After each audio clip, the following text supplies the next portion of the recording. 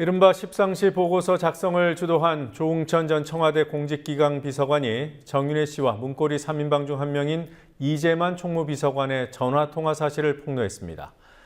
문고리 3인방과는 연락도 안 한다던 정윤회 씨가 결국 이를 시인했습니다.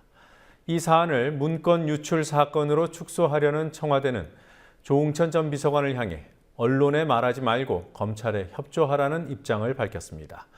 이 문제 취재한 PD 연결해서 알아보죠. 김종훈 PD. 네, 김종훈입니다. 청와대 비서관 3인방과는 연락도 안 하고 산다던 십상시 보고서의 주인공 정윤회 씨가 오늘 말을 바꿨더군요. 조웅천 전 비서관 폭로를 사실로 시인한 것인데요. 조웅천 전 비서관은 구체적으로 어떤 폭로를 한 겁니까? 네, 보고서 작성을 주도한 조웅천 전 공직기강 비서관이 오늘 나온 조선일보 인터뷰에서 정윤회 씨가 이재만 청와대 총무비서관과 지난 4월 연락했다고 폭로하자 정 씨가 기존에 해왔던 말을 바꿨습니다. 정윤회 씨는 오늘 YTN, KBS 등과의 인터뷰에서 당시 시사저널에 보도된 박지만 미행 사건과 관련해 조웅천 비서관과 통화하려고 했지만 안 돼 이재만 비서관에게 연락을 해달라고 부탁해달라고 한 사실이 있다고 말했습니다. 정 씨는 어제까지만 해도 언론 인터뷰에서 대통령의 측근 비서관 3인방과 대선 후 연락한 적이 없다고 주장했지만 조 전 비서관의 조선일보 인터뷰 후 기존과는 정반대의 말을 했습니다.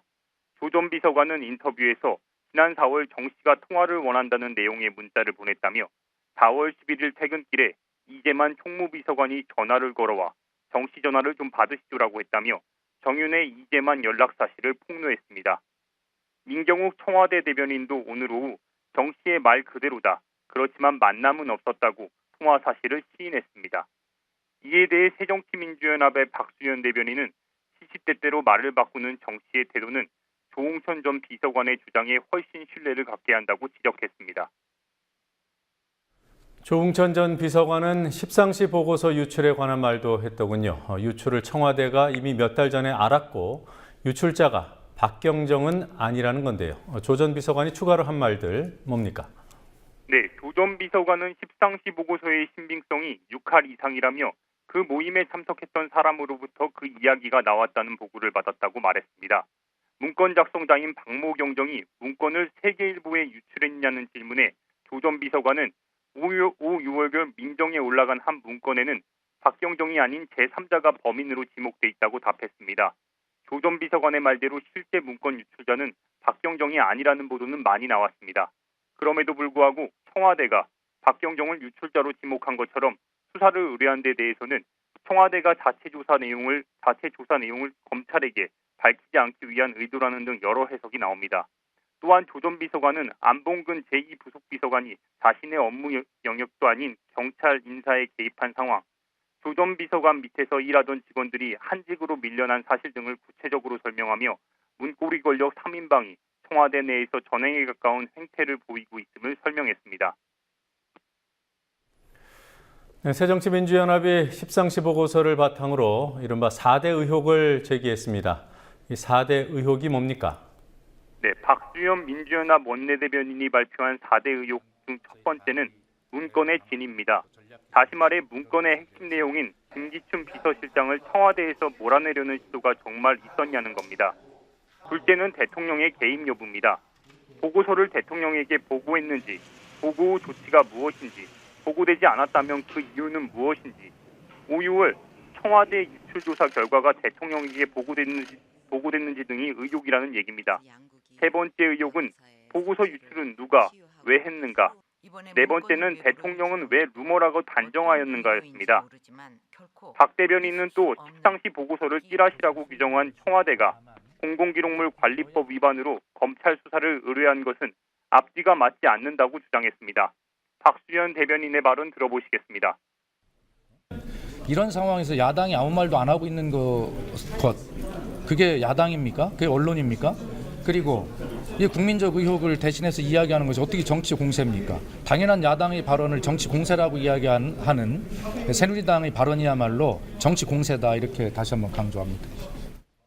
반면 새누리당의 이장우 대변인은 문건에 등장하는 인물들의 인권을 보호해야 한다고 주장했습니다. 특히 문서에 등장하는 인사들의 인권이 정쟁의 희생양이 될 수 있다는 점을 새정치민주연합은 분명히 인지하고 더 이상 의혹을 확대 재생산해서는 안 됩니다. 혹시 실체도 없는 문건을 공무원 연금 개혁과 사자방 국정조사와 연계해 또다시 정치적 흥정을 하려는 의도가 있는 것은 아닌지 의구심을 지울 수 없습니다. 네, 십상시 인권 얘기, 국정원 댓글려 인권을 강조했던 박근혜 대통령 생각이 떠오릅니다. 자, 어쨌든 검찰이 수사를 할 텐데요. 고소인 조사는 언제 합니까? 예, 어제 청와대 고소대리인을 부른 검찰은 조만간 이재만 비서관 등 고소장에 이름을 올린 사람들을 고소인 자격으로 조사할 계획입니다. 이에 대해 야당은 검찰이 문건 유출 수사를 서울지검 형사 1부 외에 특수부에까지 배당한 점을 들어 검찰의 수사가 대통령이 제시한 가이드라인대로 진행되고 있다고 비판했습니다. 특수부는 권력의 입김이 작용하기가 용이하다는 인식이 깔려 있다는 비판입니다. 비선실세 국정농단 진상조사단의 단장을 맡고 있는 박범계 민주연합 의원의 발언 들어보시겠습니다.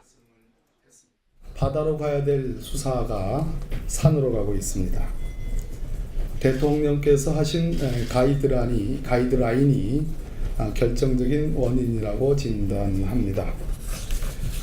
대통령께서 어제 수석비서관 회의에서 유출건에 대해서 주로 포인트를 맞춰서 말씀을 하셨습니다.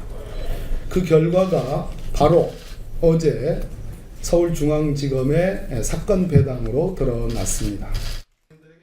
민주연합은 검찰 수사가 미진할 경우 특검을 요구한다는 입장입니다. 지금까지 국민TV 뉴스 김종훈입니다.